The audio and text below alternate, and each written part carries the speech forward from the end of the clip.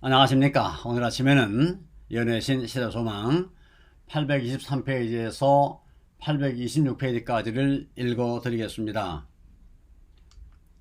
병든 사람에게 손을 얹어즉 나으리다. 이 세상은 거대한 나환자 수용소와 같지만 그리스도께서는 병자를 고치시고 사단의 포로들에게 구원을 선포하시기 위하여 이 땅에 오셨다. 그분은 건강하였고 능력을 가지고 계셨다. 그리스도께서는 병자와 고통당하는 자와 귀신 들린 자들에게 당신의 생명을 나누어 주셨다. 그분은 당신의 치유의 능력을 받기 위해 찾아온 자들을 한 사람도 그냥 돌려보내지 않으셨다. 그분은 자기에게 도움을 간청하는 자들이 그러한 질병을 스스로 끌어들인 것을 아셨으나 그들의 병을 고쳐주기를 거절하지 않으셨다. 그리고 그리스도께로부터 흘러나온 치유의 능력이 이러한 불쌍한 영혼들에게 들어갔을 때에 그들은 자기의 죄를 깨달았으며 많은 사람이 저희 육체적 질병과 함께 영적인 질병도 고침을 받았다. 복음은 그때와 마찬가지로 지금도 똑같은 능력을 가지고 있는데 왜 우리는 오늘날 그와 똑같은 결과를 보지 못하는가? 그리스도께서는 고통당하는 모든 사람의 피해를 느끼신다.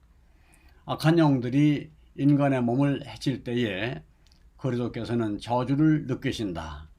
열병이 금생의 생명을 불태우고 있을 때에 그분은 괴로움을 느끼신다. 그리고 그분은 당신이 이 땅에 계시던 때와 똑같이 지금도 즐겨 병자를 고치신다. 그리스도의 종들은 그분을 대표하는 자들이며 그분이 일하시는 통로이다. 그분은 그들을 통하여 병 고치는 능력을 행하기를 바라신다. 병을 고치시는 구주의 방법에는 제자들에게 필요한 교훈이 들어있었다.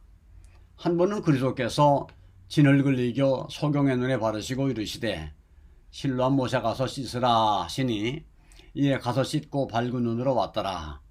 치유는 큰 의원의 능력에 의하여서만 이루어질 수 있었으나 그리스도께서는 단순한 자연의 매체를 사용하셨다. 그분은 약품 사용을 권장하지 않으신 반면에 단순한 자연요법의 사용을 찬성하셨다. 고침을 받은 많은 환자들에게 그리스도께서는 더 심한 것이 생기지 않게 다시는 죄를 범치 말라고 당부하셨다. 이와 같이 질병은 자연적 영적인 면에서 하나님의 율법을 범한 결과라고 그분은 가르치셨다. 창조주의 계획에 일치하게 사는 사람들은 이 세상에서 큰 불행을 당하지 않을 것이다. 고대 이스라엘의 안내자요 교사였던 그리스도께서는 건강히 하나님의 율법을 순종하는 데 대한 대가임을 그들에게 가르치셨다. 팔레스틴에서 병자를 고치시던 큰 의원께서는 구름 기둥에서 당신의 백성에게 저희가 무엇을 해야 하고 하나님께서 그들을 위하여 무엇을 하실 것인지를 그들에게 말씀하셨다. 그분은 말씀하시기를 너희가 너희 하나님 나 여호와의 말을 청종하고 나의 보기에 의를 행하며 내 계명에 귀를 기울이며 내 모든 규례를 지키면 내가 애굽 사람에게 내린 모든 질병의 하나도 너희에게 내리지 아니하리니 나는 너희를 치료하는 여호와임이니라고 하셨다. 그리스도께서는 이스라엘 백성에게 생활 습관에 관한 분명한 교훈을 주시고 여호와께서 또 모든 질병을 내게서 멀리 하시리라고 보증하셨다. 저희가 그 조건들을 이행했을 때에 주어진 약속은 그들에게 확실하게 이루어졌고 그 지파 중에 약한 자가 하나도 없었다. 이 교훈은 우리를 위한 조건이다. 건강을 유지하려고 하는 사람들은 모두 다 지켜야 할 조건들이 있다.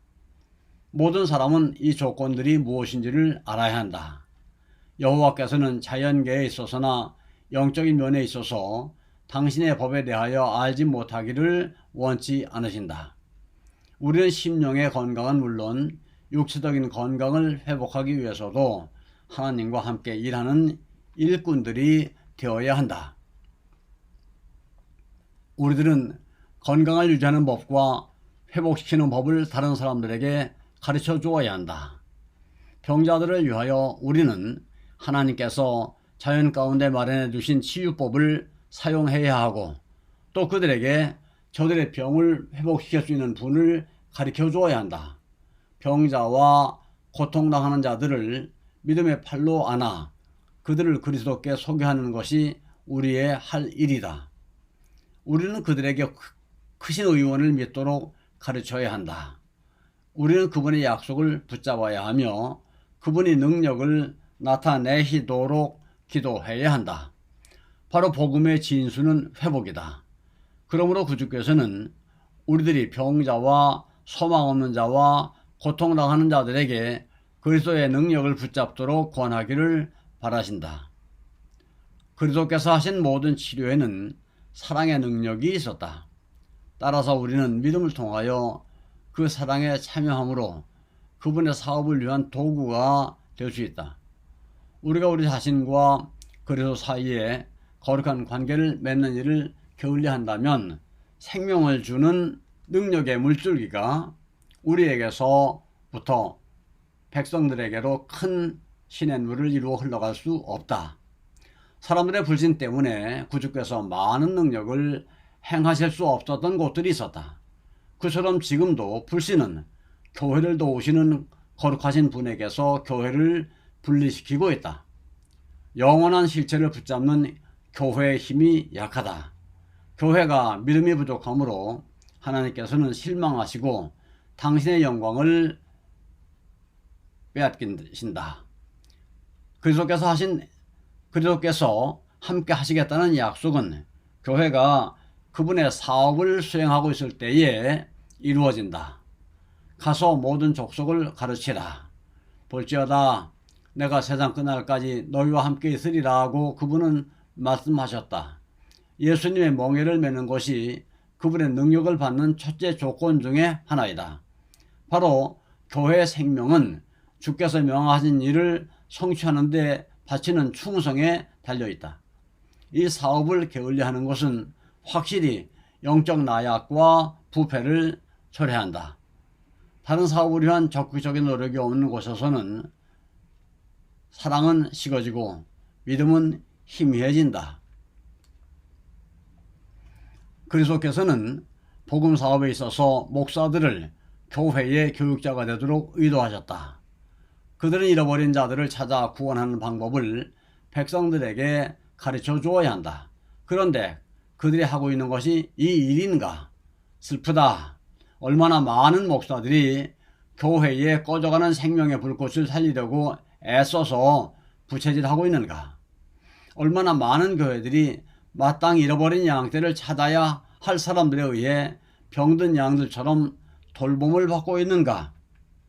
어느 시대를 막론하고 수백만 수천만의 사람들이 그리스도 없이 죽어가고 있다.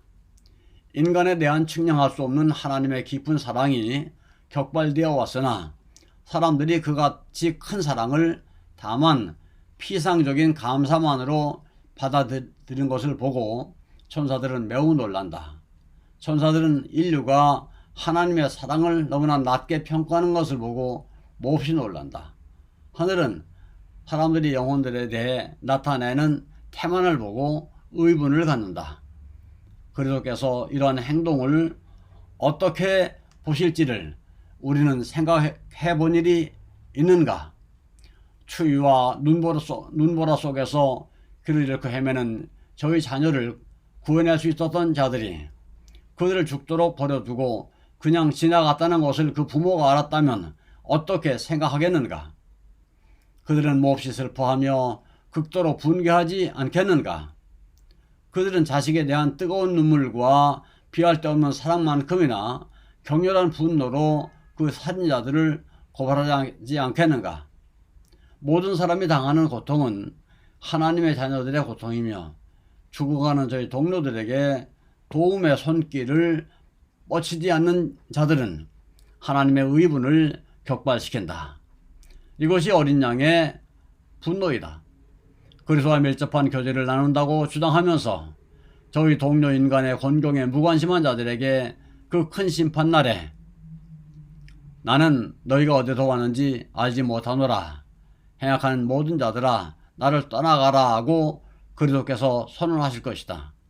그리스도께서는 제자들에게 사명을 맡기실 때에 그들이 해야 할 사업의 윤곽을 말씀해 주셨을 뿐 아니라 그들이 전해야 할 기별도 주셨다.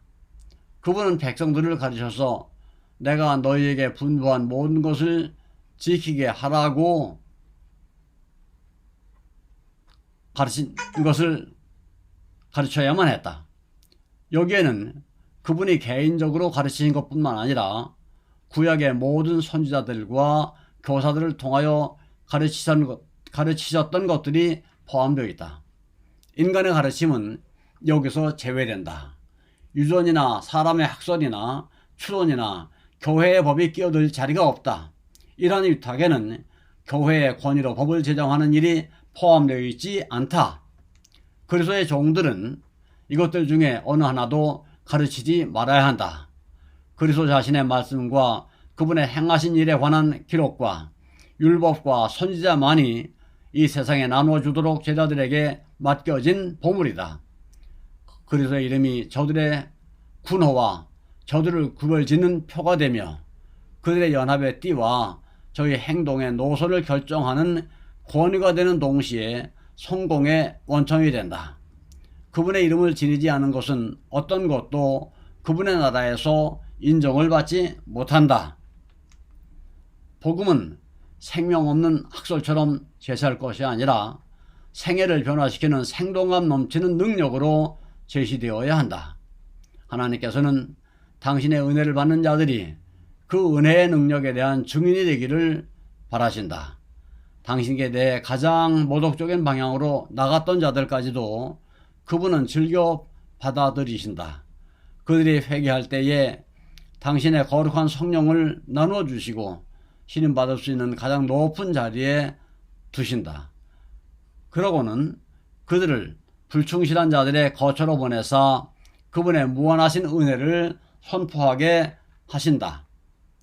그분은 당신의 은혜를 통해 사람들이 그리스도와 같은 품성을 가질 수 있으며 그분의 크신 사랑에 대한 보증으로 기뻐할 수 있다는 사실을 그의 종들이 증거하기를 바라신다. 아멘. 감사합니다. 오늘 아침에는 여기까지를 읽어드렸습니다.